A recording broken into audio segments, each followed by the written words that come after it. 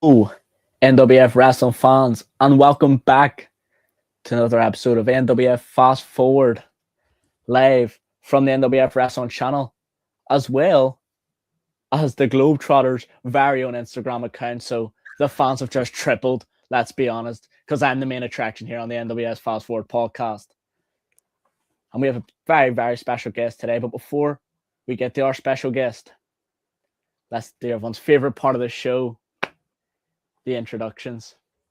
First, yours truly. I am the NWF World Champion. I am the second longest reigning NWF World Champion in history.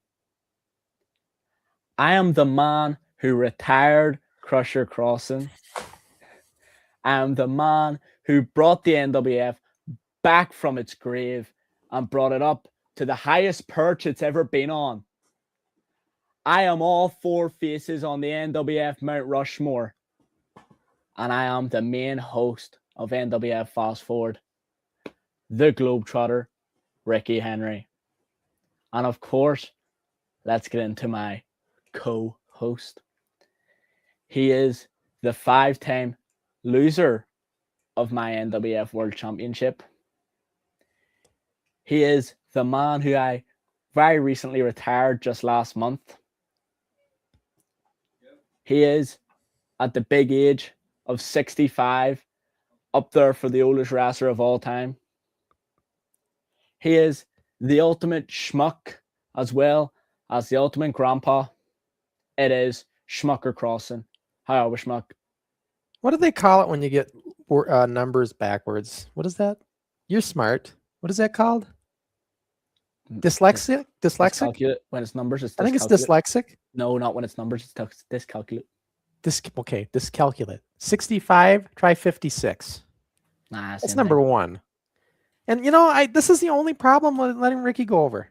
He's gonna keep rubbing it into my face. You let me go over every single time. Look, here's the real story, guys. I'll give you the real scoop. Crusher Crossen said, "You know, Ricky, I think I should go for this match." And I went, you can try your best, but like Lou says, not going to happen. I'll see you out there, and I'll just bring it home myself. You know, it's funny you mention that because you know, when we're one of these days, Ricky and I are going to do this show where we're going to book NWF and NAPW against NAPW, and one of my matches for you. You know what I'm going to do? It's not going to be Crusher and Ricky. We already did it. It's going to be Ricky against Ace in a shoot challenge. Oh, he would just grab on the ropes like a koala bear. I think you would love that. You would love that, I think, first of all. And it would be fun. Yeah. I think the funnest part of that would be the promos. Other than Japan. I don't think it's ever really been done. So no, I don't think so. The promos would be great. So that's my match. I already gave you a little teaser what I'm going to do. So now you have to come up with something that you're going to do. There's this main event going because, of course, I'm main event, let's be honest. But, you know, we got a guest and stuff today. And, you know, my cool Crusher Crossen shades, I'm going to retire because I got to see comments because Ricky they've retired alongside him. I'll be able to see if I have to see anything before he bans them going forward. And I got to really keep an eye on that chat log. Yeah, I'm power hungry, guys. Apologies. So, anyways, Ricky, before I get Tina in here, though, Teena-Louise is our guest from Saffron Gear. She's going to come on here in just a minute. But before I bring her in, I just wanted to remind everybody this real quick. Because Ricky's, I'm going to stay with us a short time today. He'll be here for about 45 minutes or so because he's got to, he just has some other commitments, let's just say. And apologies, guys. But I will still stay on with Tina if we are in the middle of conversations and stuff. But unfortunately, but at least we'll have Tina to carry the show because you know we all know Crusher can't do it on his own. But I need someone to help. Yeah, but I do want to say this. It's coming up, folks. April 25th. Just Mitch to face the Globetrotter for the NWF World Championship, and I really wish I could be there to see this in person. This is going to be an awesome match. Oh yeah, it's something to look forward to for sure.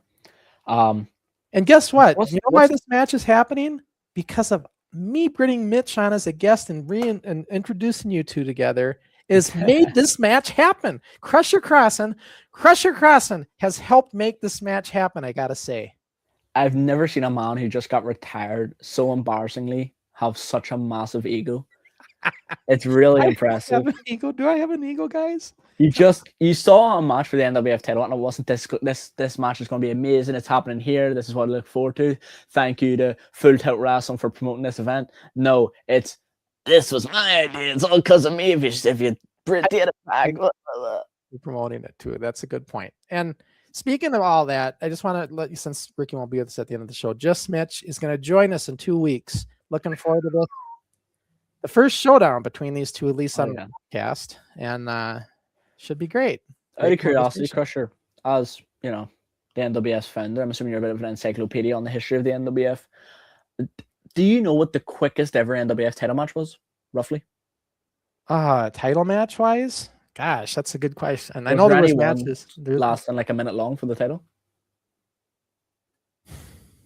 I don't think it's been anything under a minute. No, not for. Oh well, there you go. You'll have a first time here. Mitch will get swept up real quick. Nothing to worry about. Ricky thinks he's going to beat Mitch the Kid. We'll see about that. I know I'm going to beat Mitch the Kid. Well, no, it's not. You barely beat me. It's in his name. He's just Mitch. And I'm not even in my prime. If I was in my prime, could you imagine? I'm going to be honest though, Ricky. If I was in my prime, that would have been one hell of a match we had. Oh, it was 100%. Good. But man, if I was in my prime, man. Yeah. That match will happen. I believe that when we leave this world, we meet again. I'm a big believer of that. And that timeless universe match will happen. Just not on this world, folks, but it will happen. Oh, yeah. Between Crusher and Ricky someday.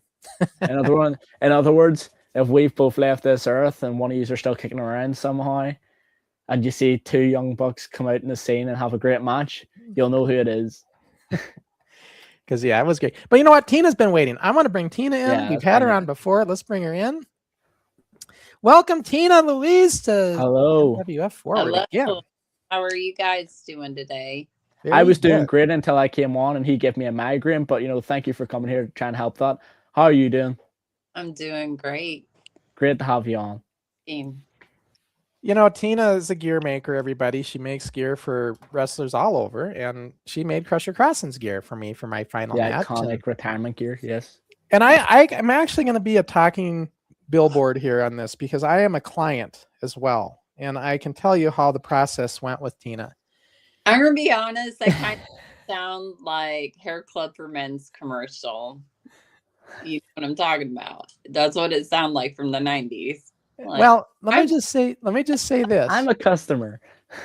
Well, no, I mean, I was, but I was a client, but I actually used her. And I can tell you though, firsthand that what I liked about it was that I was in the loop the whole time. Like I was always I was kept informed where she was at, what process it was in. She constantly kept communicating with me, not just once, not just a few times, but all the time. And I didn't have to ask. She was, like keeping me in the loop. And I like that. Most definitely. Well, that's what you want. Like for those watching. I wish I could say the same about our bootmaker guy, but he did the opposite. He didn't tell me anything. I had to do the hot tag on that one. Yeah. But they were great boots. They were. But yeah, they were great. And the thing is, for those watching aren't in the wrestling business in general, one thing that you love, for those who are in it and are watching, you'll know this. One thing you love is when you have a gear maker who's letting you know what's happening. Because I've had my fair share of times where I'm having to just go. They're like, "Oh yeah, it'll be with you this weekend." And 3 weeks later, I'm like, "So where's the gear?" And they're like, "Oh yeah, we're be with you this weekend." Well, it's always this weekend. I'm like, I don't think it's going to be with me this weekend, bro. And speaking 3 months later, I get it. Shipping process, Tina also kept me involved there. She let me know when she was going to the post office, and when she did, she sent me the tracking number. And this is how you do business, everybody. This is the way it should be done. Customer service at its finest. And then, furthermore, when my boots had an issue, Tina stepped in. Now, why, so say she didn't have to do that, but she stepped in and got involved. Well, long story short, it's just that I gave the reference. Right, Tina. Yeah. So but it worked out. We don't have to get it all. We got there in the end. But it all worked out in the end, and I was really happy with the gear, and it looked good. It looked great. Best gear he's ever had. Yeah, but definitely better than my old gear. I was on my best behavior with the boot. I just want to put that on record. I was on my best behavior. I was bridging a gap. Yeah, I want on your best behavior. What's a gap? Oh yeah, she was biting her bottom lip from wanting to say more. I remember telling me something along those lines, but she was actually very cordial with her communication. But I thought while we're talking here, I'm just going to bring in some pictures. Yes, let's see them. Like I did before. Remember, Ricky, how I did this? Yes. I wish I did. I think you're like the only client that like I didn't have to chase down for promo photos. Really? Yeah. I just love sharing these kind of things, especially this picture. I always told Ricky, I said, Ricky, I don't want you to see this, you making, because I could just see Ricky making fun of me at this kind of thing. Well, the gear looks great. There's nothing to make fun of. The only thing I'd be making fun of is your bald ass head or something like that. But the gear's fine. You know, one of the things Dave and I talked about doing, me and Ricky, is we having a switch show, is have Ricky co-host the Rewind with me and Dave co-host the Forward. We just do it at our normal times. We do our shows. So in other words, it'll be a Rewind show with Ricky. But I said, Dave, if I do that, I can't do an early show because he'll sit there and make fun of me when we were kids. I know Ricky. And Dave's like, it's got to be an early show. It's got to be an early show. They all want to see Ricky make fun of me. It's so easy to make fun of you. I don't know why people like need to see it so bad. It's easy. But the gear was not something I could have made fun of. It was. Let me get to the screen so I can at least see class. this. There we go. Okay, so yeah, so this is the gear that she made. You know, the way I got the top design was Tina sent me a picture of somebody else's, and I said, you know what? I like that pattern. I like the color. I like the pattern. I'd like to go with that. Remember that, Tina? No. So no, I don't, because you sent me a picture of somebody else's. It had a Superman logo or something on it. Oh, no. I know what it was. It was the blue. Yeah, it was the blue. You were describing what you were looking for. And I had just done a top for somebody else's retirement in that blue, but they had the abs and pecs on it. I think. Right. They had some design. Like, that's what I want to go with. And I literally almost like after I got your measurements, I remember almost having it drafted. And then you sent me a picture after I already almost had it drafted of that cut. And you're like, well, I wear this to gym and I like the way this fits. And I'm like, yeah. So what we've gathered is Tina's a really good like provider, but Crusher is the worst client. By the way, guys, when I do these flexing pictures, I am flexing every freaking muscle on these pictures to make everything pop out like this. I don't always look like this, unfortunately. You were flexing? You have to in order to make everything show. Like you have to flex everything in these pictures, and it actually hurts to do it. That's you flexing? Yeah, Ricky's not used to seeing flexing, I guess, is he? And these are some of the pictures of the gear, you know, in the shining lights in the match. Yeah, in the match. Is that Lucha Cat's photos or? This one I think is just from the video, maybe. There's Ricky, and there's skip that photo. What would you describe these leggings as, Tina, that he's got? Oh no. like what's the style? What would that be called in America? Leggings like Ricky has. Well, I don't call them leggings. They're pants. Okay, so it's called pants. Yeah, because of the width of the ankle. Okay. If they were tights, they would be tights, which look similar to actual American leggings.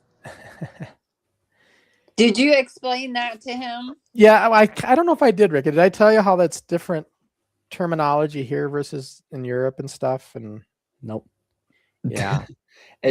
So wait, what you had? What's that described as? Pants? Those were just drawstring, like wide leg pants. Just okay. And then tights I made his a little bit wider because he was comparing them to what you got. I was comparing to your Canary Kid ones. Yeah, and so at first I didn't know which set of gear he was talking about of yours, if it was the black or the gray.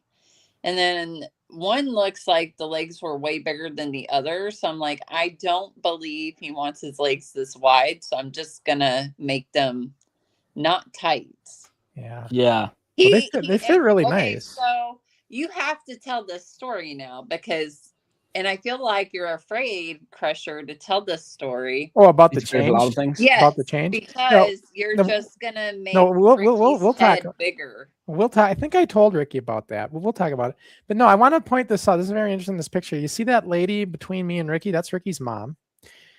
And that other kid over there next to my head that's just kind of staring deadly into the screen. Who is that, Ricky? That's my brother. That's your brother. I don't know if it was your brother or your nephew. It was one of the two. Yes. My nephew's the one that looks like me. My brother's the one that looks nothing like me. Whoops. Sorry, they were on that one. And then look at this. I go to shake Ricky's hand and look at him. Nope. Not gonna. Got his foot on the rope. Nope. I don't want to catch like back pain or whatever you get. I don't know. And Ricky with his figure 4 without planting that foot properly. That's the only reason I didn't get you. Can I just say, the first time Crusher ever saw me do what I'm doing in this photo, fully popping the hips, he goes, "That'll dislocate a knee." And I go, "Not the way I do it." And you can confirm. No. It wasn't this, Ricky. It wasn't the popping of the hips. It's when you were pushing up on the bottom of the ankle. You told, I can get the voice message. You said, "Don't pop your hips when you're wrestling Keaton. You'll dislocate it." You give me the copy of that voice message because I was specifically referring to pushing up the ankle. That's what you were doing to Ben. You weren't popping your hips on Ben. You were pushing up on the ankle with Ben, remember? You're just fibber crossing, that's what you are. Because what we always would do, what we were always told, is you pull down on the ankle. You know, just that would make sense. Reasons. But yeah, I'm not saying that what you were. But Ricky was trying to say. I remember your reason. You said, "No, I can judge it. I know how much it's going to hurt or not. And I know if I push up." You can get a feeling of, is it too tight? Because I'm also deep in that figure 4 myself. I can tell. Is this tight on them? I can tell if their body's moving or not. But as we're looking at these pictures, Tina, though, I know you've seen the match, right? Tina, did you watch it? Mm-hmm. What did you think? What did you think? She hated it. It was a different experience just from the fact that, watching everything on a lot of different angles, build up to the final, and then actually doing the gear for it and everything. So it was just like a different experience for me, and I thought it was pretty good. I don't think that I would be able to do that. I tell my dad all the time that if I ever got booked to wrestle, because sometimes I get messages like that, just because, I don't know, they just assume I know what he does. I just tell him I'll stand on the apron, overpromise, and underdeliver. That's the best I can do. Overpromise. Because I've seen pictures with you with gear as well, Tina. It made me wonder, did you ever work a match?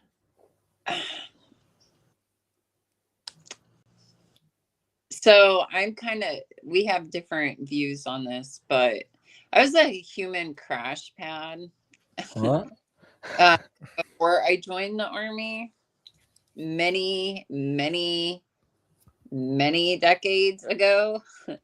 But I never really I never worked an actual match. Like, it just wasn't my thing. It just really wasn't. It's just, it requires a whole different level of dedication. Right.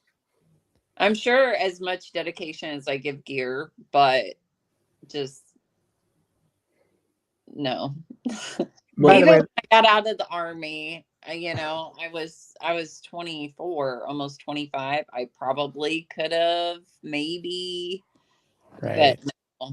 I was like, no, I'm just done. Gonna tell you guys, these pictures are my favorite pictures. Like the Lucha Cats camera crew guys, this is all done by them. They had probably 100 pictures to choose from of our match alone. And I tried to pick the ones I liked the most, because otherwise I would be like, there'd be so many. But these are some of my favorite pictures. Ricky's facial expressions are so good in these matches, guys. Like, he really sells so well. Those when all the pictures that everybody was posting, you guys really worked. You really sold. It's that autistic drama kid in me, guys. What can I say? Just really knows how to get the emotions out there. And I just like the way this gear looks on me, I gotta say. Like, I didn't know how it was gonna look. You do. I didn't. really am, sir. Well, I told you this day was gonna come. Without seeing it though, like in the match, but when I actually seen the match and watch it back and stuff, I like the way it looks. It actually turned out all right. It doesn't. It looks like Ricky's exact description of the gear when he first seen it before I got it. When I showed him the pictures, he's like, "You said it's a kind of a new take on the old look." Yeah, it's like remastering the old Crusher and making it better, because I prefer this gear, but that's obviously the bias because it's the kind of pants that I would wear. Right. And that's why I went with it made it well.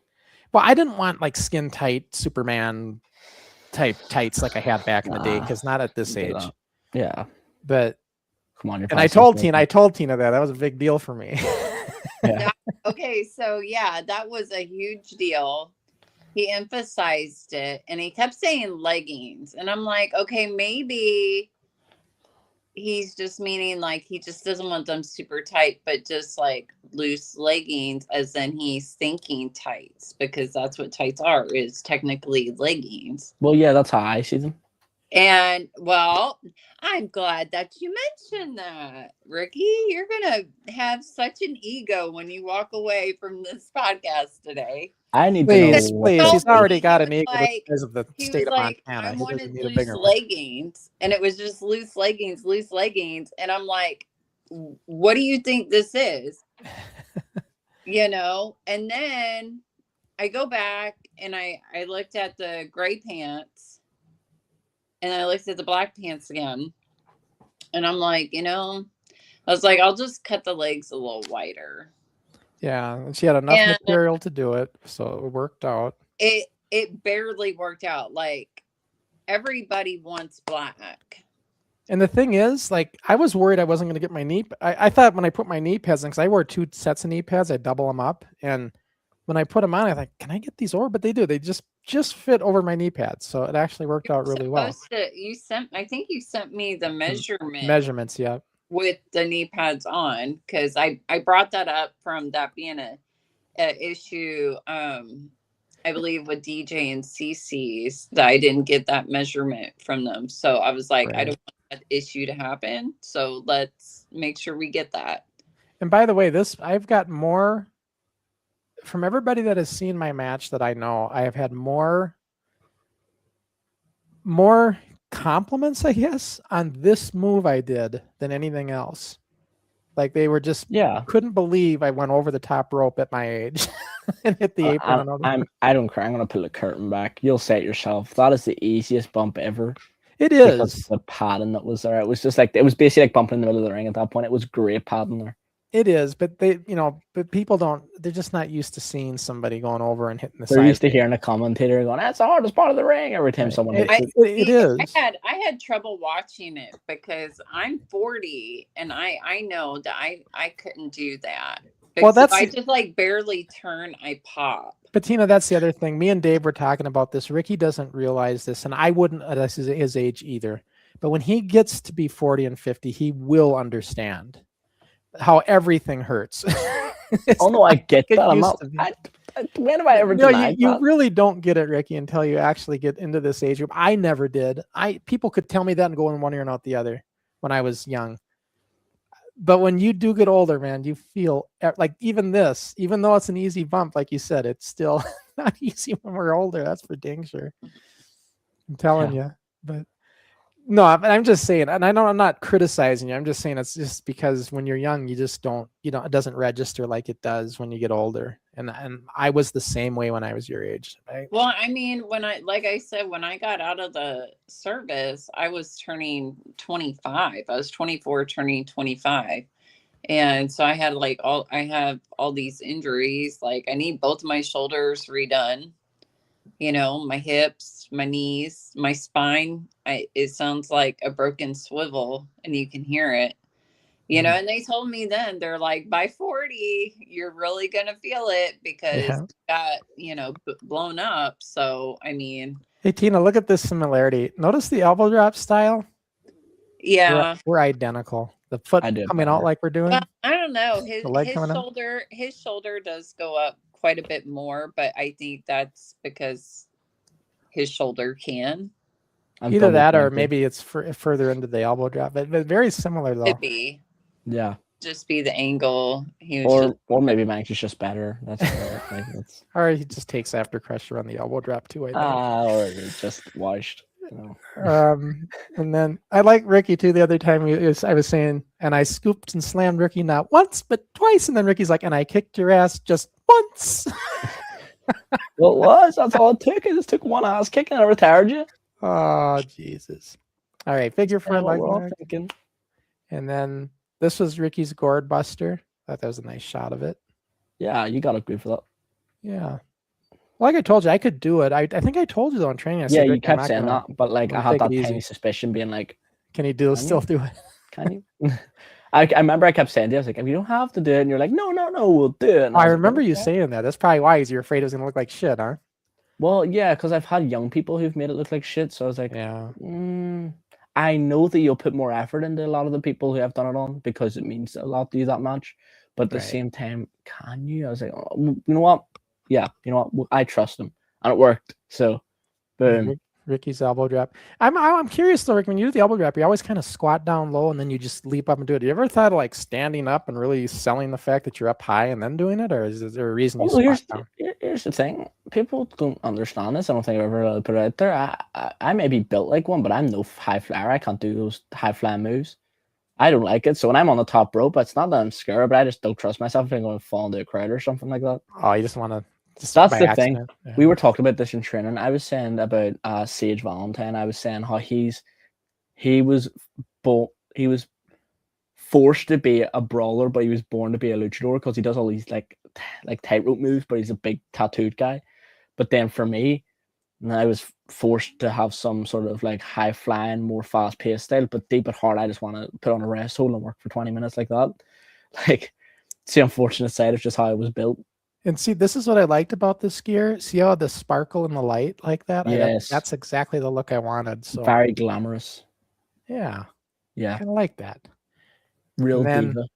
Ricky, of course, at the belt, and a really good shot of that chokehold. That is a good shot. I'm screaming at the ref. That you need to get an 8x10 and sell those.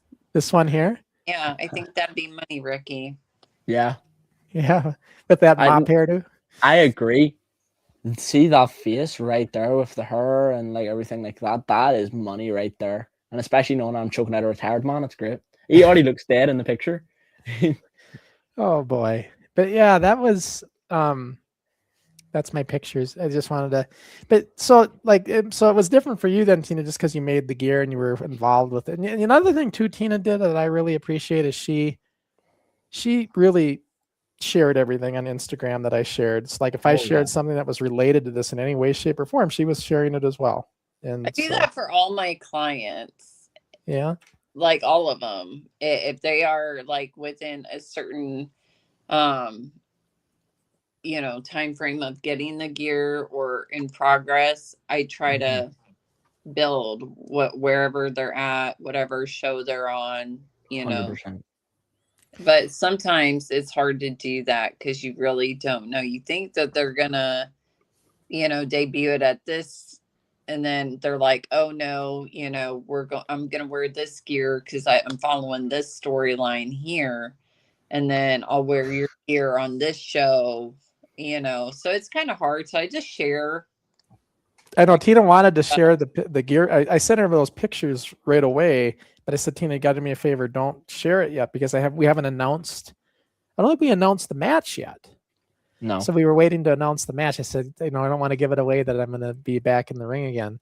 So I feel like Ricky's like missing great chunks. Am I leaving things out? Am I selectively telling the story that selectively leaving stuff out? Because what did you say earlier, Ricky? You're like, well, I don't call them leggings. No, I would call them pants, or what I'd call them. You baggy called them here in the UK. Yeah, you called them baggy. That's what I remember saying to you. That they're baggy because they're baggy. Because okay, so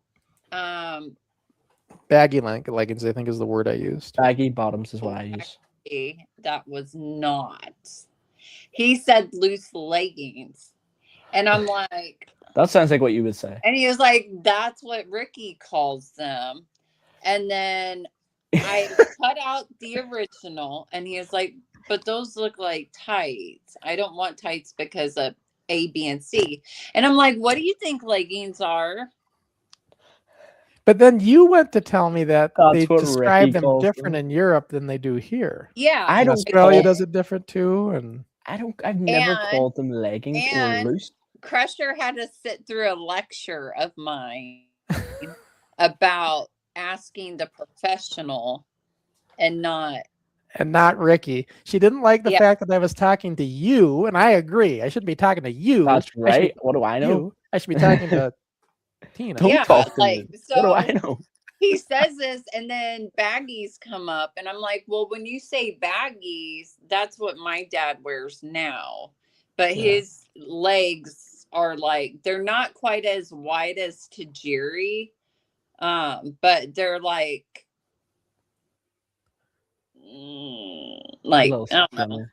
about they're probably about like 10 or 11 across, so 10 or 11 inches Yeah. across. So I'm like, Baggy there's enough. no way he means that either. So I was like, you know what, this is what we're gonna do. And I was like almost out of black, and I'm like, I don't know how I'm gonna pull this off. I'm gonna pull it off, and we're gonna just see, because if not, he would have had to wait, you know, Right. Mhm.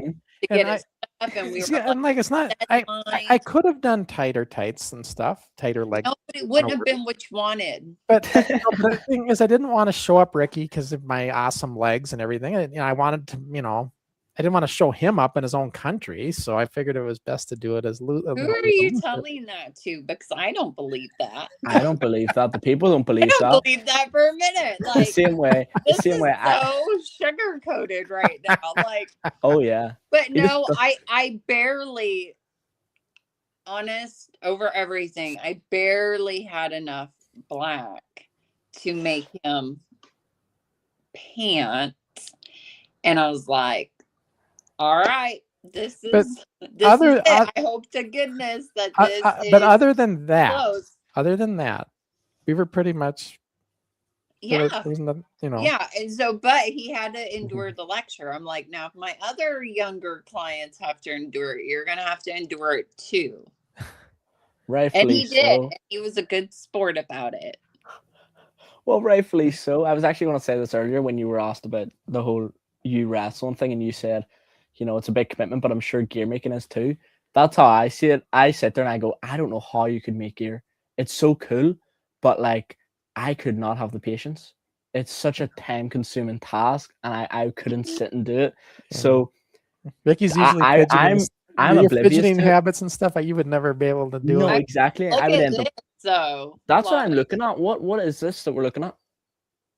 It is going to be, so right here where it doesn't have any of the stones. I don't know if you guys can see that. Let me.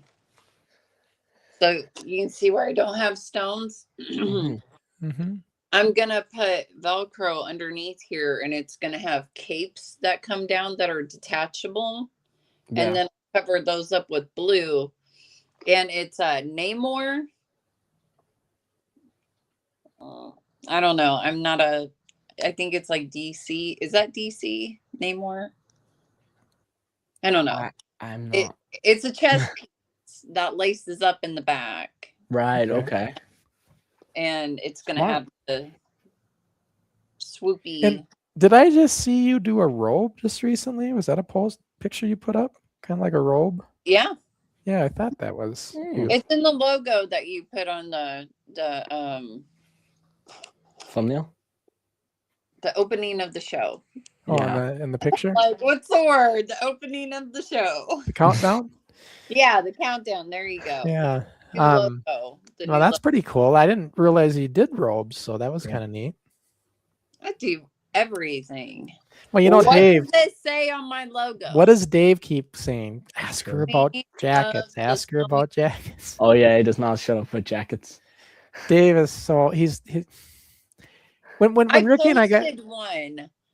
I I- posted one because I knew I was coming back on this show, and I had a lot of purple in a short period of time, if you guys notice. Mhm. And so I was like alternating when I posted all the purples, and I knew I was coming back on this show, and I knew Dave was all about, NWF jacket, NWF jacket, like the varsity bomber jackets. Yeah. right? So I specifically waited and uploaded it because I knew I was coming on the show, and I'm like, somebody showed before it Just gets. to really rub it in, just like dangle it in front of Dave's face. He's like really wanting it now. It has fast food on it. Dave doesn't hold back. Like when Ricky and I get super chats and Dave caught wind of that, and Dave for the next, I don't know how many shows, super chats are not required, but they are appreciated. I'm like, Dave, I never ask for super chats. If they come in, great. I'm doing it. But we don't usually talk like that, Well, guys, I'm gonna have to head off. Yeah. You said you're gonna be with us only for about 45 minutes. So yeah, but it's been a great show so far, and I hope you enjoy the rest of it. Thank you, Tina, for coming on. It was great. Getting to catch up. And remember, folks, in 2 weeks, Ricky will be back on the next show in 2 weeks with Mitch, Mitch. For the first, we'll kind of see what's happening here between these two with this title match. Yeah, I look forward to it. All right, there, guys. Sounds good. All right. Well, best of luck, guys, and have a good night. All right. You too. Have fun. All right. Thank you. See you later. See ya. And what I'm going to do then is I'm going to bring in the other pictures that you sent me, Tina. Let me see here. Share screen. Let me just grab it.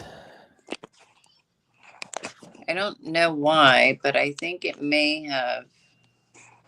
There we go. That's showing up. I can't hear anything. Oh, you can't hear anything? Did my sound? Oh, it might be because of Ricky. Hang on, Tina. I don't.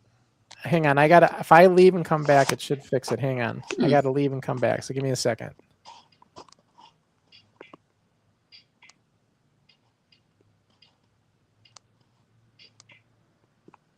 Not even sure what happened. Oh no. Because I think that fixes it. Now, can you hear me? Can you hear me now? Well, I know it's not my hearing aids because I can hear myself. So I can hear. Process of elimination there. Try leaving and come back in. But you can't hear me though. Hold on. Yeah, good. She understood what I meant. I think that should fix it when she comes back in. She should hear everything, hopefully. And then we'll get to some of your comments and everything that you've been commenting on.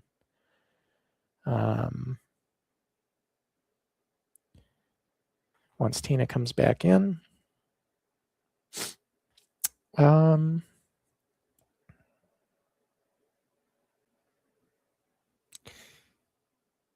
I guess in the meantime, let's just take a look at your comments while I'm waiting for Tina to come back in. So, hey guys, welcome back. Ricky, did you win your last match? I couldn't find it on the internet.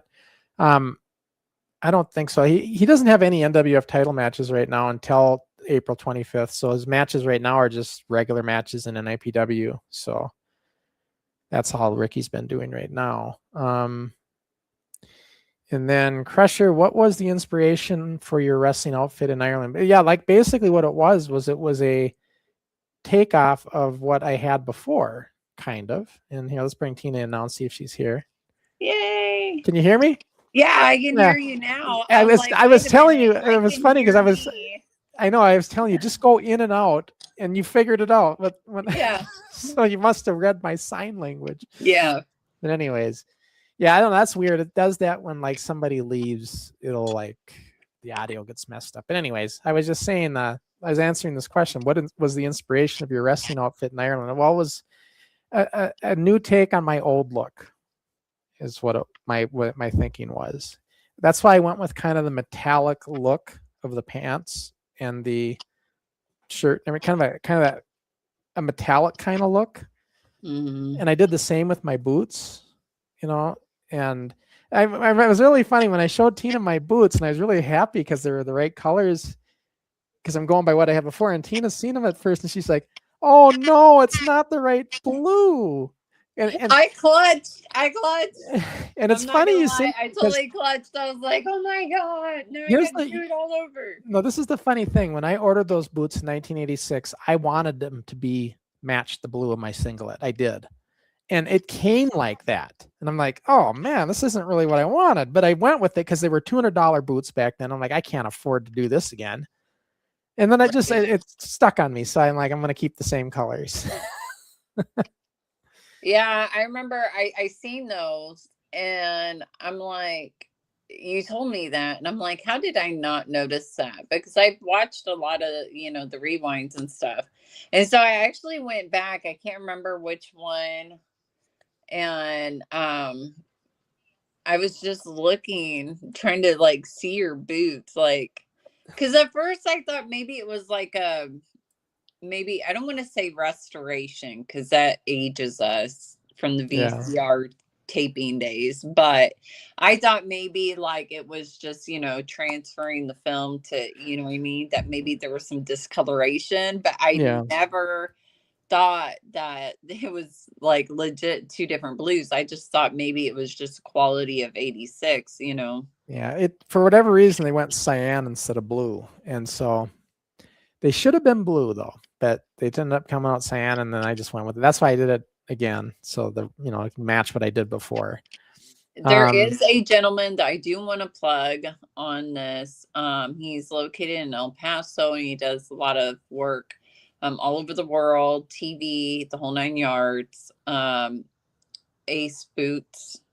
Ace Boots? Yeah, 110,000% highly recommend. Raquel Gonzalez. I mean, he does like everybody's legit boots. And so I probably, if I could have went back, I probably would have been like, hey, he's here locally. So it would have just been way quicker probably. Right. And yeah. But I know you're just trying to do that guy a favor in Mexico and stuff. So it's like, and we didn't know, like, I didn't know this was going to come up with the whole tariff thing and everything. So no, I just wish you would have communicated with me. I was like, whatever I have to do, if I need to send you the money right now, I will pay the tariffs myself. Do not make me look terrible for giving you as a reference. In worst case scenario, I could have worn my old boots. They still fit. No, but not with my gear. You would. No, we ain't doing that. But it all worked out. I mean, once he got the extra money for the tariffs, it was fine. That's all that had to happen. And that's not just me. That's a lot of people with Mexico and Canada right now. We have to pay extra right now to get stuff. It's just the way it is. So I had actually, I never, like I was telling you, I never actually had to deal with that in all the years that I've been doing gear. Even if I got like a specialty, if they, post on Etsy versus going directly to their website, all that's taken care of. So you just pay and get your stuff.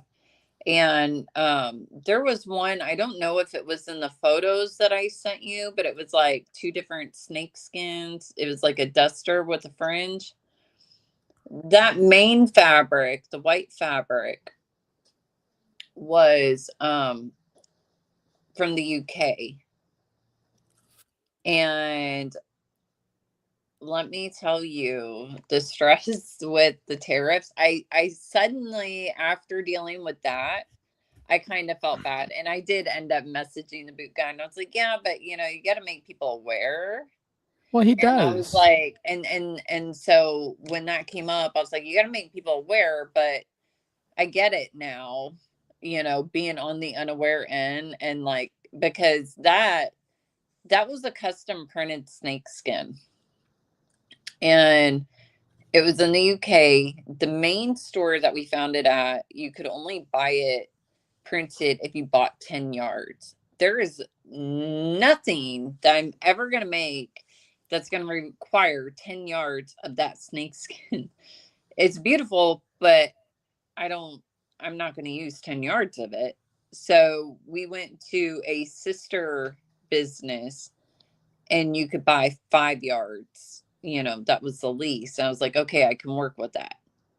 So the fabric itself, American, was $122. Yeah. So when you pay that plus your VAT taxes, it ended up being $186. It was my VAT taxes and my shipping.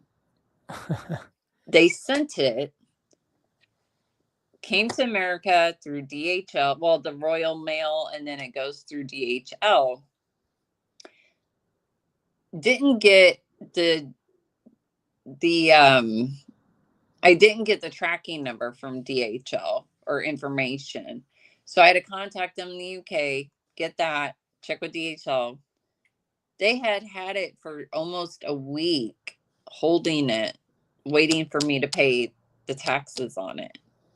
And then I end up having to pay $40 more in taxes on top of that. So it was like a big curve. Right. And I was like, never again.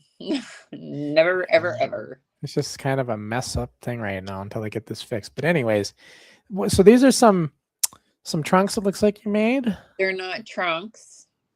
They are shorts with a faux Muay Thai band, a fake Muay Thai band. Because if you do it the traditional way, even the boxing band, the elastic is only 3/8 of an inch. So you only got that, and you want somebody to dump you on your head. That's not a lot to grab. And so what I did was on that, it's actually a 3-inch piece of elastic. And then the details, the lines are just sewn in there because safety first. And then these are trunks with chaps attached. Okay. And then let's see this one here. John. He is a new wrestler to the scene out of, I believe, Alabama for Rocket Championship Wrestling, and it was his debut gear. Oops. And you made all this, right? Yeah. All of it? Yeah. So that goes with this. Okay, this is part of it? This is part of it. He gets a belt. I noticed he has belt loops on his, huh?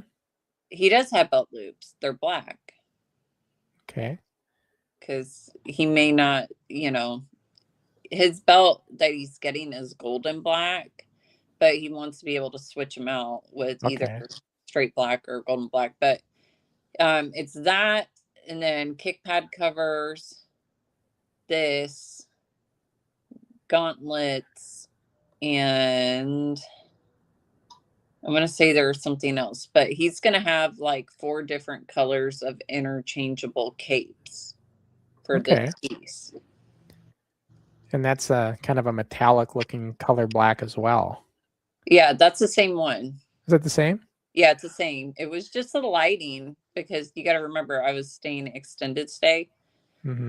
So the lighting is absolutely terrible, which good news. I almost missed the podcast because I got my home. So I will be moving March 3rd to a new home, permanent home. Oh, that's good. So, yeah. Luckily, I did not miss the podcast. Like I was like, I can't miss it. But this is the fabric. The lighter colored snake skin was the one that we got from the UK. Oh, I see the design of it now. Yeah. Yeah, it's more of I think it's copperhead. No, it's not copper. I think it's rattle, but it's hard to tell because I don't have it right in front of me. Right. And so it shows up really small on my screen. And then this here is so that is for my goddaughter. My best friend since I was before in the military, she had her first child, and so just acknowledging the culture for the culture. And then is this another one that this is St. Julius. I'm probably going to be doing his comeback gear. He was out he had a match with my actual nephew, and there was a shoulder injury there that he had. And so now he's coming back, and so we're gonna do a third set. And his is gonna be kind of like how your pants were. Okay. That's the cut we're going with, but we're gonna stick with the crucifixes and the gold and stuff like that. His purple gear I actually love because it looks like stained glass, but these were velvet. And I told him, I was like, I don't know how you're not gonna sweat in velvet. Like, are you? It's interesting you say that. You know, Ben and Ricky's inaugural match for the belt. Ben had velvet pants as well, and I'm like, I could never understand why you'd want to wear that. I mean, you know, you got your stuff. I line my stuff, and I'm just like cringing because I'm like, I want to line your stuff, but I don't want you to sweat to death. Right. Like, please. Let's do something. Like, I even had a gentleman that wanted a velvet singlet, and I was like, there's no way. Yeah. That's like an emergency room visit from like heat exhaustion. Like, I just see it now. This one, this is the second set, actually. The first set, he had me do the reverse. And I did a collaboration with Face Kicked Apparel that does a lot of my dad's merch.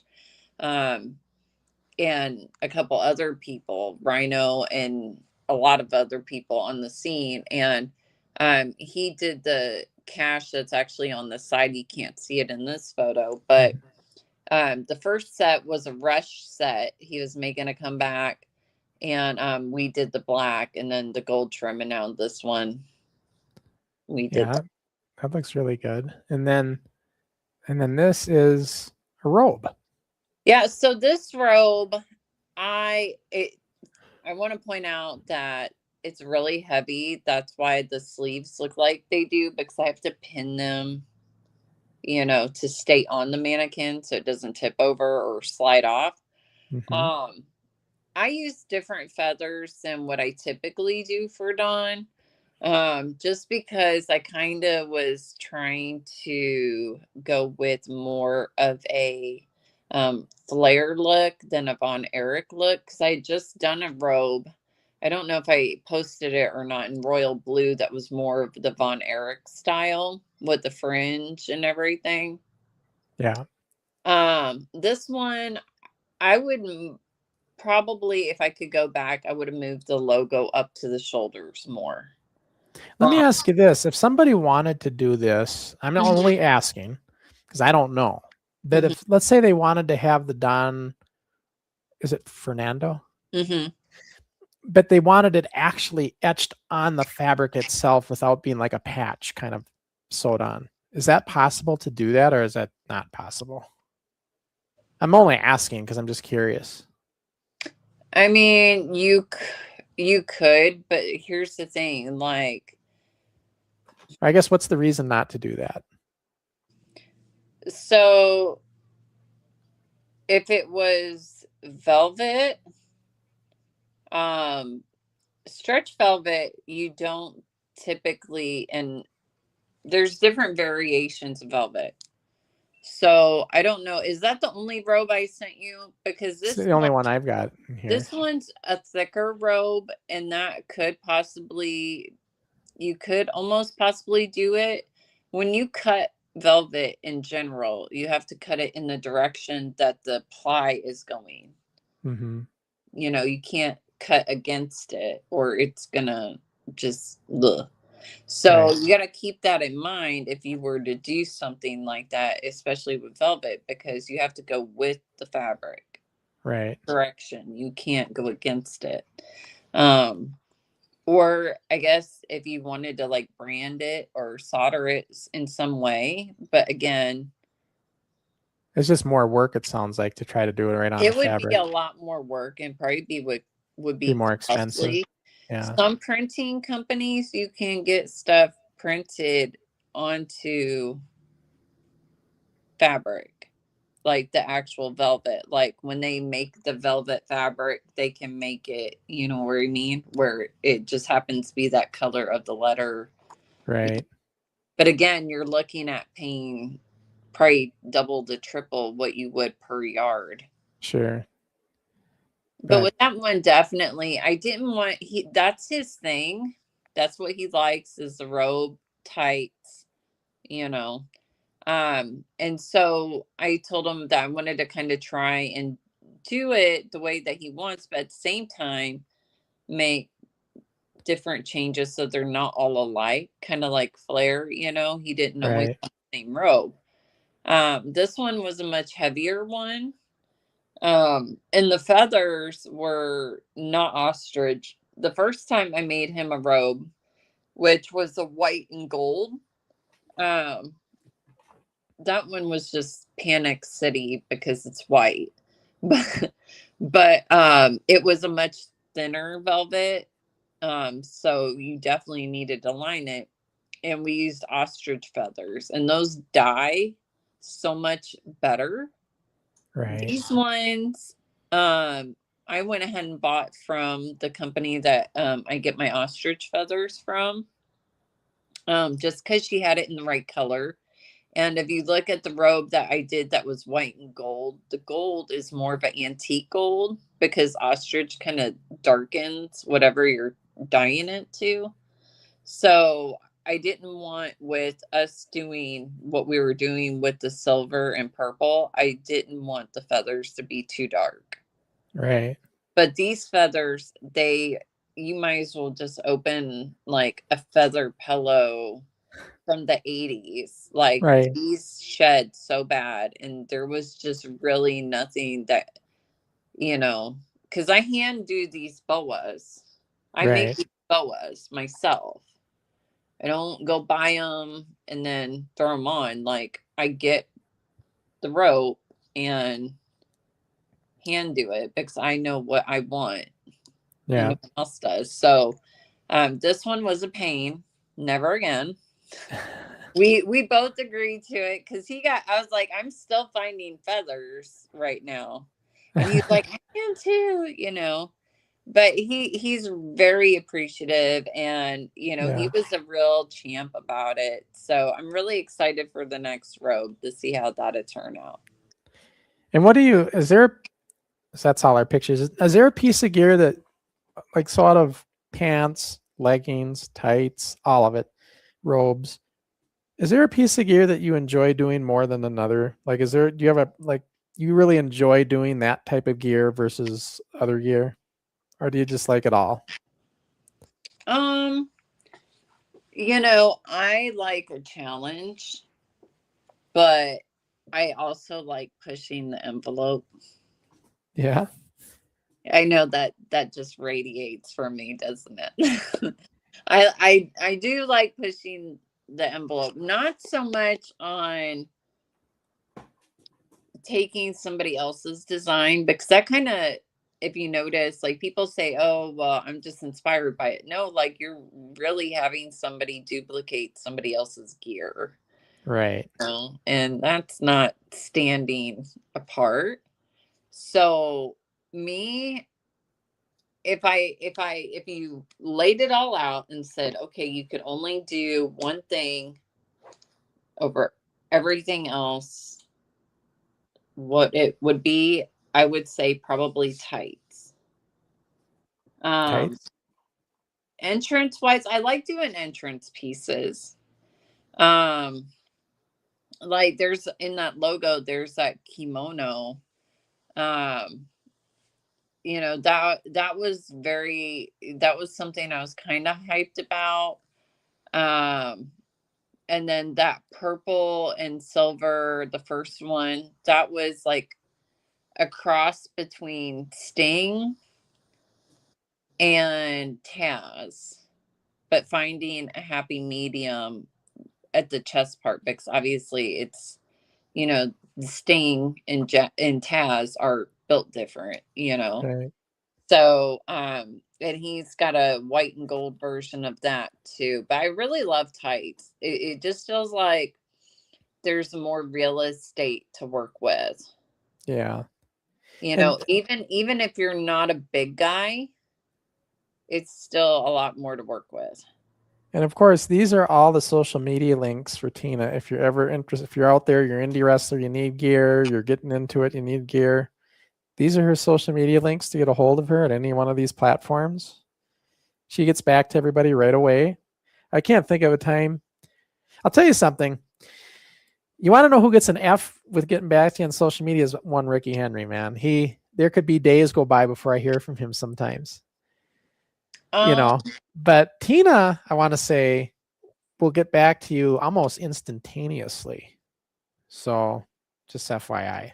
And I don't think it's just because I'm getting special treatment. I think she's like that with everyone. No, I don't think you got special treatment. I do get that a lot. Like, people think when I like this right here. Yeah.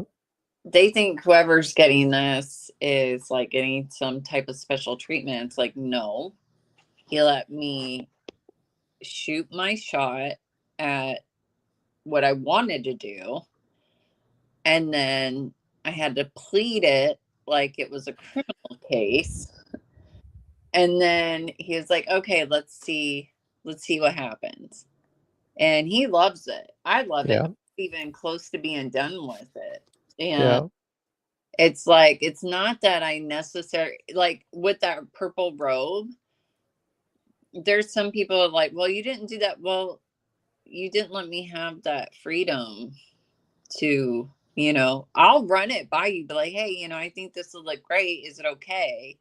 Right. If it's something that I'm coming up with because I think it would be better, I'm not gonna like expect you to pay extra because it's my idea. Like, I'm the one that wants to do it, Well, the concern with my gear with Tina, I remember, is Tina was concerned that if I keep losing weight, it might, because I gave her the measurements about maybe a month and a half, 2 months before the match, right? And Tina's like, well, yeah, but you said you're going to still maybe be losing weight. So I know there was a little concern with Tina there, but I said, Tina, I don't think I am like, there ain't much more I can lose, unfortunately. In fact, if anything, I'm going to worry about gaining weight because when I got out to Ireland, I started eating all the good food out there. And I came back with an extra 8 pounds from Ireland. And I'm still working on getting rid of. Still stretched though, didn't they? Everything fit. You will notice in the match I had a little bit of extra baggage in my stomach, and that was just because of the dang food out there. But otherwise, and I chose not to, but I have these.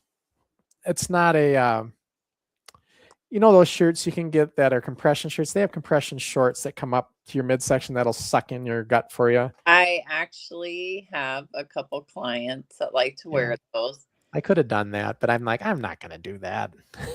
I had a client that actually approached me. I'm not going to name them out, but one of them approached me a couple days ago and they wanted trunks, like high-waisted trunks to cover those. And I'm like, you can't really cover those. You can't unless you wear like a top over it. Like you wear. You wouldn't really see it, Yeah. And I'm still here, Tina, just FYI. You just don't see me. How would I make trunks to cover those and it not look like a corset? Right. And what would you do? And so at that point, it was like, are you sure you want to do that? So, but I mean, for me, I think like these statement pieces like this, or I'm more like, I love doing cultural artwork, but the actual base types, I like singlets. Like, I make a lot of different style singlets. I got a new style that I'm coming out with based off some inspiration that I've seen that I want to kind of put out there, and I'll probably sell them just at random, for that site. Yeah.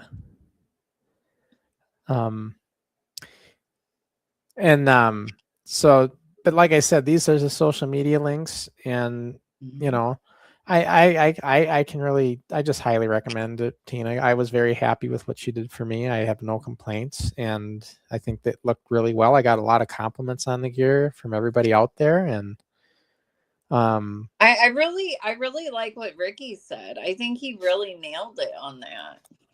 Like, what did he say exactly? He said that it was just like kind of like a, you know, like a remaster of the original. Right. And I think that was kind of like what we stuck with the whole time, from each logo, color, thread, the whole 9 yards. Yeah, Like a modern look on the old gear is and you know, and Ricky is, you know, he's autistic. He's a straight shooter. He's not gonna say. One thing about Ricky with me is he tells me how he feels. Like if he thought the gear was shit, he would have said so. That's how Ricky is. I think he would have let me know. Yeah. Hey. Yeah, he doesn't like, you know, he's just gonna tell you the truth, and for him to say that, that's how he feels. If he didn't like it, he'd say, "Hey, I don't like it." But he liked it, and that was right away. He liked it when I showed him the pictures. You know, I had basically showed him your pictures first that you had sent me. I just sent them to him and said, "This is what do you think?" And you know, like I was kind of bummed out because the person that you actually saw their gear to determine that you wanted that blue, right? Like they were retiring, and no one thought for a moment to send me any photos. And I'm just like, I want to see, you know. And he was telling me how amazing and perfect it was. I was like, show me. And they didn't send any pictures. Yeah, so I didn't get anything, and then I was afraid of double posting because it's, you know, people don't ever remember the individual stuff when you have different shades of the same color or the same color. In their mind, they just associate it, you're making everyone look the same. So that's what I was afraid of, because I have 2 men retiring, you know, while yours is like probably a thinner cut than what he had, because he had the abs and stuff put on there. Yeah. I didn't want it to get lost and people thinking, oh, it's just the same person. You know what I mean? Right. So in a way, it was kind of like a blessing in disguise, because I was just telling my aunt, it was a friend of hers, and I'm like, he just hasn't sent me anything, and I want to see how it turned out, because that's my thing. If you notice, I've been the one doing the abs, and now everybody else is suddenly starting to add, you know what I mean? Yeah. To their gear. And the only thing I was gonna do, and I didn't have you do it, but I thought I don't want to go. It's just too identical. I was gonna maybe have you do the white trim on the borders, like I had on my singlet, but I thought it doesn't need it. I thought about that. Did you? Like, yeah, I did. I actually thought about that, because I had an iridescent white. Mm-hmm. And everything else was shiny, because I really did not want to add anything flat if everything else was shiny. Right. And so I really, really thought about it. And I'm like, no, because this is like the storytelling, the more mature, the more wiser Crusher Crossen. Right. You know what I mean? So it was like we had to age it some. And I just feel like when you add the trim, like, I think it was just, I don't want to say it would have aged it too much, but I think that it wouldn't have propelled it. I don't think it would have propelled with what you were trying to do with Ricky. Like, and let me ask you with Ricky, who did you think was going to win that match? Because I never told you. Honestly, because I had you do the good luck video Ricky thing, right? Would, but under sketchy pretenses. See, the whole good luck thing I did, and I didn't tell anybody. I thought maybe you would win by DQ, but no title exchange. So, but no, remember how I asked you to do good luck videos? I asked everybody I knew to do good luck videos, and but I didn't say what I was up to. And I wasn't doing good luck videos to hear good luck videos at all. It was to hype up the idea that I might win this thing, to set the illusion. That's all I was doing that for. But there were some people, I think, that actually thought I wanted to hear good luck videos, like I was that big on my ego, and it was nothing to do with that. It was to set the stage to make for that, so when Ricky goes over, it's more impactful. You know, it's a bigger match. So, and I thought so, and that's why I was like right on it. I'm like, you need what, when? Okay, I'm on it. And then boom, like I was like, let me do a couple takes. Yeah. You know, because I had my other hearing aids at the time, so I was having a lot of trouble like hearing how I was enunciating or if I was Right. early enunciating. And I think 3 tries, and then I sent it to my dad. And I was like, am I over enunciating? He's like, fine, just send it. Yeah. It's good. You're It was fine. good. It was fine. All I did to yours is I just took out the background noise. If you noticed, I can do that so easily. That's like with my video editing skills. It's like I can do that in 10 seconds. So it's like I'll just remove the. I did that to a lot of people's videos, just to make it a little cleaner when I put it up. Yeah, because like I'm like literally next to a highway. Right. So Yeah, and getting rid of background noise is so easy to do. So it's like you just sample the sound file that you don't want, and then it'll just remove it for you. It's very easy. I thought it was funny because I was so worried about that. And then I was worried about when I got his photos. And then when I finally was able to post yours, that it would have that negative effect, but also negative for you guys because everybody's like going to assume one is the other, not, you know what I mean? Like, oh, Yeah. I've seen this. And then he ended up not sending me anything. And I was like, you know what? That's fine, because you had literally sent me the most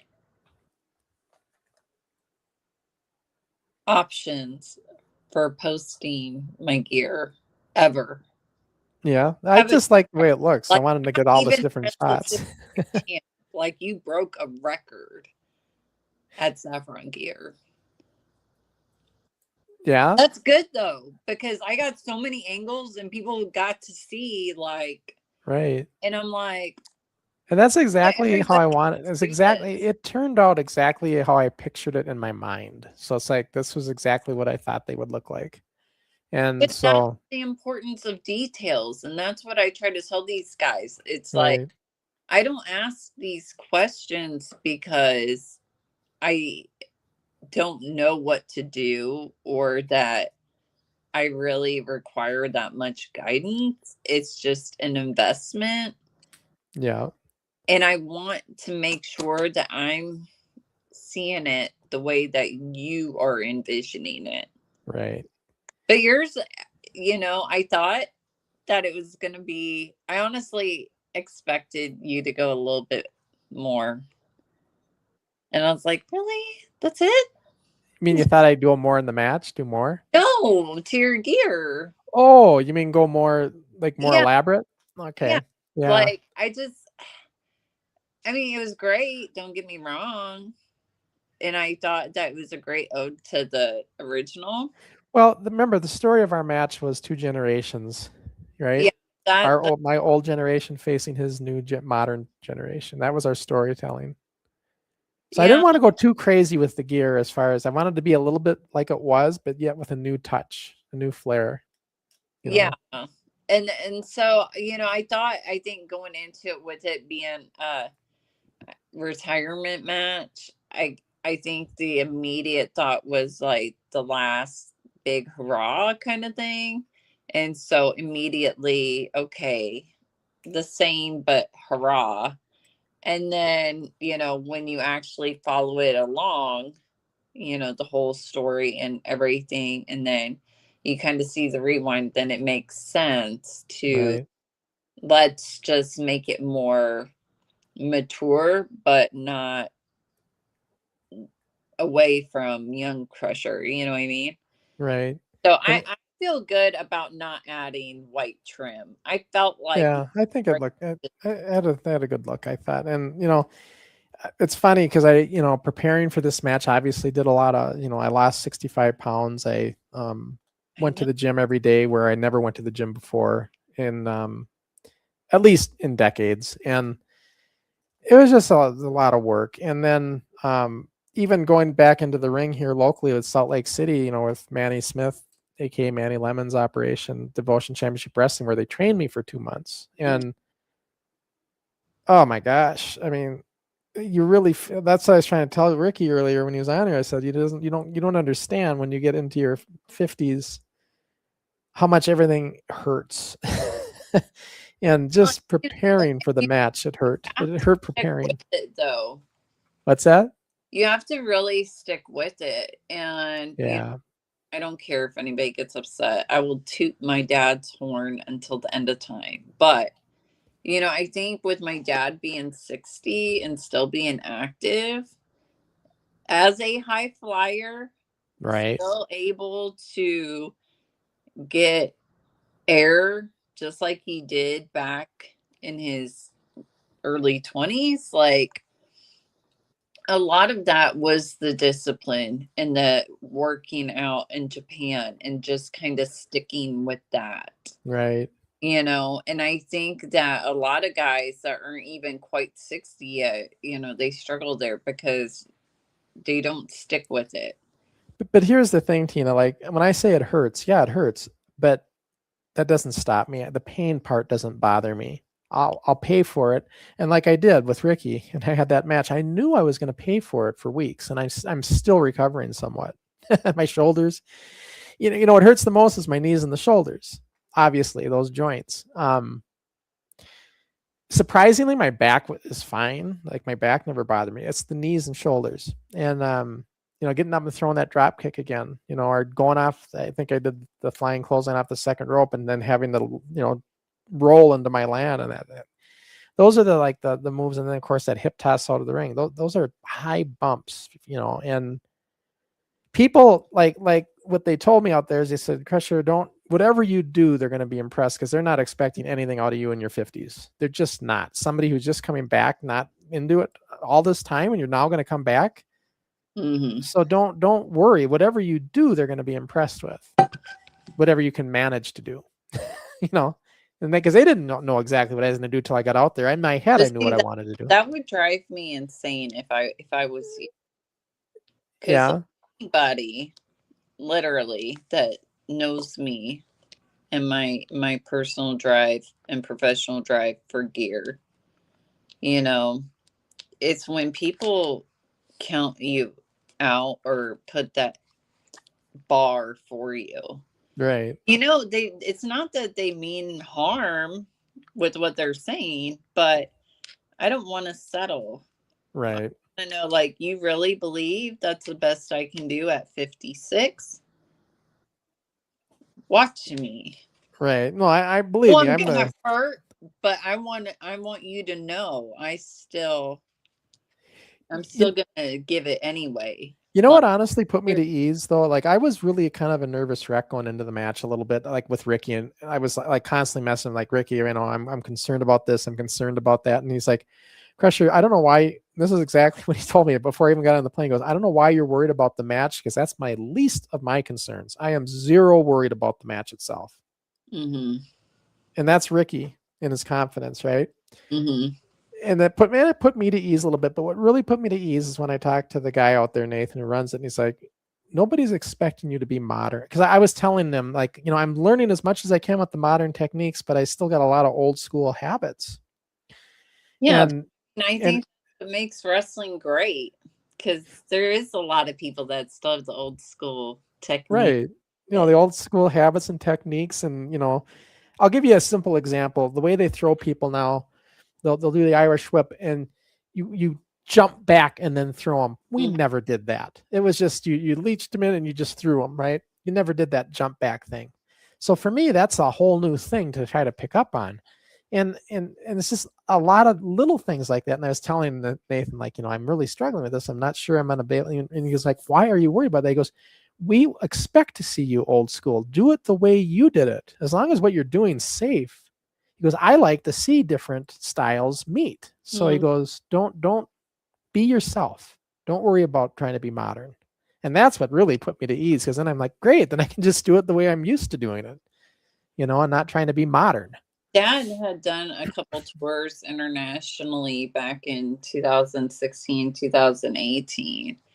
And the promoter that put those together, you know, it was interesting because you would see Dad being a high flyer going against somebody that might not quite be a high flyer. And you just see these two styles and they just made it work. Yeah. I think that's what's great, because usually people, they, well, now it's super kick, super kick, super kick. Right, lots of super kicks, I know. And then Canadian Destroyer ×8, Yeah. And then clothesline pin. It's like, what? So, I mean, I think that's what I enjoyed probably the most about you guys' match is that, the two different generations. The passing of the torch. Yeah. That's kind of the story we wanted to tell. Now is the idea was Ricky would be a tough guy, but then in the end, his feelings for me came out at the end when he really didn't want to do the elbow, but he did, Yeah. And I knew his elbow was, it's the funny thing about that elbow he did at the end off the top rope. It's like when we got to that point, I'm like, thank God we're here because this is going to be easy. I just lay there and take this move, or we made it. That was the worst of the whole match because he got me in the ribs with that elbow so hard and I should have caught him a little bit better myself, with my arms, and I didn't. And did that knock the wind right out of me? And that one hurt, but not to Ricky's fault. This kind of things happen. But on an elbow drop like that at the top rope, it's just part of the business. I could never do it now. I mean, I'm 40, but I mean, like, I tripped like probably a month ago, and I really hurt my knees, and it took me a bit to recover from that. And I'm like, God, I was in the Army, and like now I fall, and it's like, thank God I mean, the groundskeeper was shocked I could just like pop up like that. Yeah. And then, as soon as I popped up, I was like, oh, my back. I'm like, maybe I shouldn't have done that, And Ricky was really good at adjusting to the old school too. Cause like I had to show him some things like, Ricky, I'm going to give you the neck breaker the way we used to. It's not the way they do neck breakers now. They do it kind of like a back bump, but I'm going to just do the spinning neck breaker. We're going to come right down on our butts. That's how we're going to do it that way. Like the Rick Rude style, Yeah. Only he did it much slower. I'm going to just do it quick. And Ricky adapted to that, no problem. And even when I did my drop kick, I said, Ricky, I know you guys do these. They like to do a side bump on drop kicks now. They take the drop kick and they go side, right? That's kind of how they're all taught now. I said, but I'm going to do the flying drop kick where I'm going to run at you. So I need you to just take it like a clothesline. You're going to just go straight back. You're not going to do that turn to the side. The idea is it knocks you off your feet, right? He adjusted to that just fine. So, he was really good at that kind of stuff. And I, my only concern in this whole thing, Tina, was I just didn't want to embarrass him. I didn't want to come in there looking like some schmuck who wasn't prepared and just like made this big embarrassing match for Ricky. That was my concern. I didn't want to do that. I didn't want to be that guy. But I mean, you put the work in. You really did. You put a lot of work in. There was a lot of communication going on there. And you voiced any concerns that you may or may not have had, Yeah. So I think you handled it well. But like I said, I think it was just the moment, what it meant, what the storyline meant, everything kind of coming to a culmination of like, okay, we're here now, and I think that maybe you probably put that pressure on yourself, like, okay, I'm 56. Yeah. You know what I mean? And it's understandable though, because like I know at 40 and with the injuries that I have, even though I don't wrestle, I sit in a chair and I do gear 12 to 14 hours a day sometimes. Right. I know that I'm at peak right now. Right. So I have to give it all the hell or it's just not going to happen, because my back and my shoulders and everything from service is just so broken down. Like, at some point I'm not going to be able to sit these long periods of time and do what. I get you there. And, it's good. I mean, I was okay wrestling back in the day. I really was. I know I was, but what I was really good at was promoting, and I still am. And what Ricky and I did is, me and him, I promoted this on our podcast with the story of this match. And it was such a big deal when I got out there. I didn't know how he was going to be perceived in Northern Ireland, but because of our storytelling on the podcast, they were just into it. Like they were so into our match that we should have been main event, but the guy who ran the league just couldn't do it. He wanted to put his champion as the main event, and he put us right before the main event. And guess what happened? We took all the steam right out of the show. And when they got to their match at the final one, it was like the crowd was spent. And that's the problem. That's the problem when you do that. You know, it was a Hogan Rock moment, you know, where we took all the heat right out of the show. And I get why he did it, but at the same time, you know, this is why it would have been so much better had he you always want to build your card with hype. Whatever's got the most hype should be your final match. Otherwise, you will steal the crowd early. And it was exactly what happened. Yeah, and I mean, you keep them here longer too. Because sometimes at those events, people are just there to see like one specific match, maybe. Right. Possibly two. But if you can make them interested and make them invested, and then you make it main event, they're there for the whole thing because they want to see what's going to happen in that main event. Right. You know, that makes sense. So, I mean, to each their own. Yeah. But, you know, I'm really happy for you. I mean, you know, we've got different paths, obviously, with that. But, you know, it's been like a whole journey for me through Texas. So, yeah. You know, a year later, I got my forever home and everything, you know, and well, you know, there's still going to be a possibility, team, that will eventually meet in person one of these days, because I do plan on getting whoever has that NWF belt back to the United States, and I do want to get the belt over here. And obviously, Hernandez's operation's on my radar. So, you know, I have affiliation obviously here in Salt Lake City too, and in Denver and different places, Michigan. So, and I just think there could be some really cool matchups in the future. So I'm gonna definitely try to do something, you know, probably next year. And, you know, right now I'm just letting the belt float around Europe because it's over there and it's might as well get its traction. You know, absolutely. But, you know, I'm really happy that you went and did it. You know, because I think you needed to prove something to yourself, maybe. Well, yeah, you needed to be at a good place with that. It was fun. And by the way, Dixie Dave just chiming in. He wants to know about those ring jackets, but he's saying this: where's the Globetrotter? Well, Globetrotter was on with us. He had to leave about 45 minutes in because he had some commitments come up that he had to deal with. So we knew he would only be with us for half the show. Yeah. So that's what happened. Well, those ring jackets, you can see the Bowberry one on the Instagram for Saffron Gear and see if it's that style that he was talking about. Yeah. Well, then we've been talking with Teena-Louise with Saffron Gear. This is all of her contact information on all the social media outlets. If you're out there and you're coming across, because we have a lot of, you know, with all my affiliations with indie promotions, a lot of their people watch our podcast and replay. So if anybody's coming across this and you're interested in gear, I mean, obviously I'm being biased, but I'm just going to say, you know, I was happy with it, and I can't recommend anybody else because I've never used anybody else, but I would definitely use Teena again. So. Oh my God.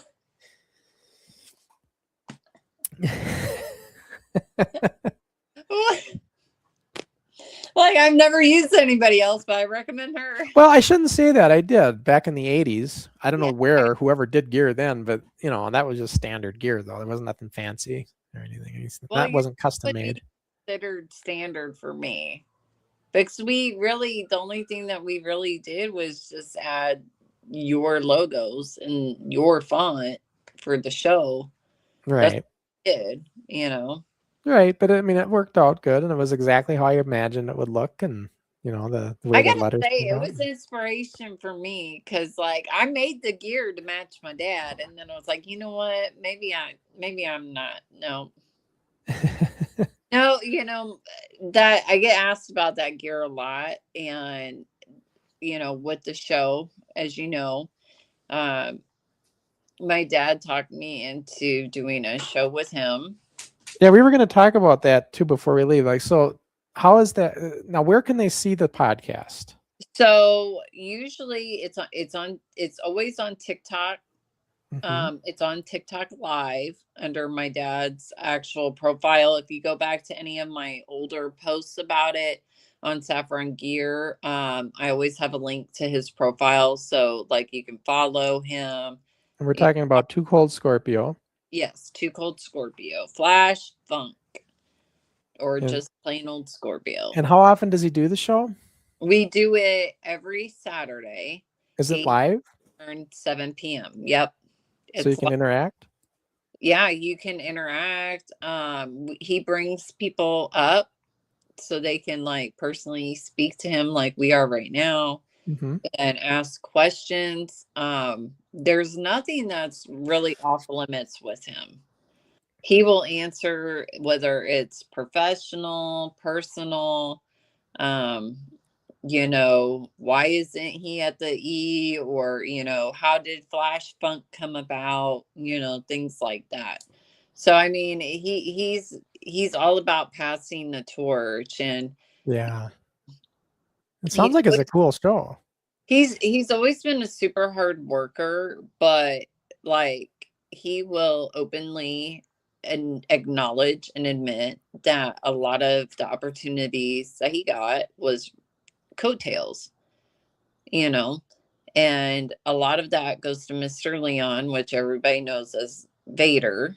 And Leon White, right? Yeah. And he got Dad a lot of opportunities because Dad put the work in, and he was hungry for it. And Japan, Mexico, I mean, I remember Leon White when he started out in the AWA. So Leon Bull Power White, that was his original gimmick. Yeah. Yeah, it was a good character though. I just want to put some of these questions in though before we do sign off, just because I never got to them. This is an interesting one, and I will answer this for you. Sports video, Crusher, for real. If you did a real shoot match with Ricky, who would win? So, if we're gonna, you know, by the way, we never did our shoot. Ricky and I were gonna do a shoot. You know, the way they do it in their training is they just go back to back, and then you just grapple, and then that's part of their training. And we were gonna do it, but my shoulders were really hurting from all the preparing for the match. I'm like, the last thing I need to do is horse around with a shoot and get hurt before the match, right? So I didn't want to risk that. The match was more important.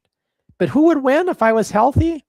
Well, come on. What kind of question is that? Crusher would win. Ricky doesn't stand a chance. Him and his jiu-jitsu, he knows it. That's why he didn't bother to fight him when I was hurt. I would fold him like a lawn chair, honestly, but that's just... The honest truth is this. If I can get my hands on him, I'll get him. But he's quick and squirmy, and that's it. Like, we're not as fast as we wish we were. Maybe up here, but not. Because everybody tells me over there that has shoot with him that are in like really good shape. They say he's really squirmy. He gets out of a lot of things. So there's that. The next question is, Crusher, you kind of look like Elvis Presley in your wrestling gear, and you made fun of Ricky shaming you. Well, that's a compliment. Thank you, Sports Talk. I appreciate that. I do look like the king. Look like Elvis. Because of probably the sparkly look, you know, back in the 50s, you know, the 50s. I'm thinking the 50s Elvis. I'm not thinking the later Elvis. I'm talking about like the. I hope it wasn't the later, because we were trying to read that. Yeah, he's obviously meaning the 50s Elvis. And then here's a question I can answer for you, Gizmo. Ricky, is your brother going to follow your footsteps into wrestling also? He actually was training in their kids class over there, along with Ricky's nephew. They both were, but now they've kind of went into different directions and more into football, as they call it, or soccer. And they're more into that right now. And so if you asked Ricky, he'd say that probably not. And he would think that his nephew would have been really good at it. And I know Ricky talks highly of his nephew doing this if he was interested, but his nephew's just, you know how kids are. They got interest in all sorts of things. And right now his interest is more in, as we call it in America, soccer. And they refer to it as football. It's nice because I have a nephew out in North Carolina that I do majority of his gear. And well, I do all of his gear now, but he's 28 and it's just awesome to watch. It's like, I mean, he's a big guy, but he can fly for being Yeah. a big guy, you know? And so I'm hoping, I would love, love, love, love, love for him to come wrestle down here. I don't know who I got to sponsor or talk to make that happen. Right. But Well, you have contacts there, I mean, obviously. And I would think, though, I mean, we've talked about this before privately, but I think if, you know, if it doesn't cost the person anything, and they get an extra talent, I don't know why they wouldn't be interested, you know? I mean, I would sponsor it completely because I think he would That's be. how it is with me and Ricky. If I'm going to bring him over here, I am obviously going to sponsor because nobody's going to pay the expense it would take to get him over here. Yeah. I mean, luckily, my nephew's only in North Carolina, and there's a group of guys there that have different wrestling styles that all wrestle together. And I think that there could be a really good program there that could be. And whether it's excelling homegrown talent or selling, you know, whatever. Like I really implore you to check out his videos. I'll have to send you some. Yeah. Well, it's like the thing with Ricky too that I explained. I said, you know, Ricky, when you go to like another promotion, you know, you generally are going to do what you can to put their people over. Their people are there all the time. You're a guest, so you come into that as putting, you know, you're there to help them. It's not the other way around. You know, a lot of guys get hung up on that. A lot of guys think, well, gosh, I should be able to, you know, I need to go over. I'm really on the up and coming. I'm on the rise here, even if I'm coming over here, you know, and people get too hung up on the storylines of their gimmicks and everything. So it looks like we lost Teena. Maybe she's going to come back in. While we wait for Teena to come back on, I'm going to show you what's coming up on future shows, everybody. While we wait for Teena. And there comes Teena now. It just, for whatever reason, it just decided it was going to. Oh, it lost the audio again? Not want to work. Can you hear me? And now my sound is not working. All right, let me do the same. Hang on. Okay, I just have to do the same.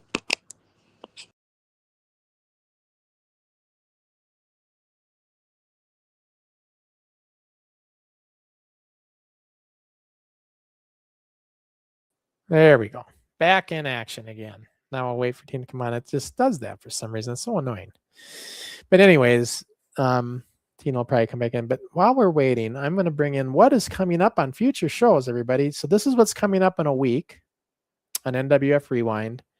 We're going back to the dry dock. Studio taping 116. Thursday, February 26th. Me and Dixie Dave will be live with you on this dry dock taping. Should be good. Of course, you see Crusher there with the Mystery Man. It's a revenge match because he busted me open in the show before when we watched that dry dock before this. So this is just a follow-up to that taping. We're getting to the end of the dry dock series, folks, at least the tapes I have. You know, they kept doing it after I left, but these are the ones I produced. So I was there with the television stuff. So I have all these tapes still. So this would be a good one. And that's what's coming up in a week. After that, what's coming up with me and Ricky in 2 weeks, it's going to be Just Mitch, March 6th. Formerly Mitch the Kid. And this is the big matchup we're talking about. It's going to be Just Mitch. And we're talking, of course, about, we're going to talk to him and Ricky together about this. The big title match coming up April 25th in Full Tilt Wrestling as part of their 15-year anniversary. This is going to be a big match, guys, for the World Championship in England, in the United Kingdom. Can't wait for this. I really wish I could be there to see this one live, but this will be a good match. 2 of the best in modern wrestling, everybody. 2 of the best. Best of Ireland, best of England, in my opinion. These 2. I know I'm being a little biased because I've had both these guys as guests on my show, but or I should say me and Ricky's show on NWF Forward. So that'll be a good one. I don't know if Teena's coming back, but I think something maybe happened to her connection. But we were towards the end of the show anyway, so it's not a big deal. If anybody has any comments or anything you want to ask, I can certainly bring those in before we sign off. And if I want to see if Teena comes back on, but she might be having some connection issues because I think her phone might have died or something. But in any event, it was great having her. And by the way, that's one of the best gear makers and stuff. She had a good reputation from gear and stuff anyways, which is why I used her. And from everything, that's who I was referred to anyways initially when I had her on as a guest. So, so I think it was a great show, and we got to see some of her gear, and and of course the gear she'd made for Crusher, and I thought it turned out really good. And so, and everybody's wondering where Ricky is right now. Well, he was here. If you watch the first half of the show, Ricky was here, but he had some prior commitments that came up that he had to deal with, so he couldn't stay for the whole show. We knew that going into the show, so we only had Ricky for the first half of the show. But in 2 weeks, be rest assured, Ricky will be back, ready to go, ready to face off with Mitch as they both start talking their crap on each other, I'm sure. As we get in 2 weeks from now, they're going to start talking smack with each other on this title match, and that should be a good show. So let's watch for that. That's going to be in 2 weeks. So, but yeah. So otherwise, I think I'm just going to sign off here because I don't think Tina's coming back, and we're at the end of the show anyway. So guys, thanks for tuning in, and we will see you guys me and Dixie Dave will be back in a week on Thursday. Remember, Thursdays with Rewind. We'll be on here Thursday. And then as far as NWF Forward goes, that'll be 2 weeks from today. We'll be back with Ricky Henry and just Mitch as they face each other for the first time to talk about the fact that they're going to be fighting for the NWF World Championship in England to see who can. Will Ricky keep the belt?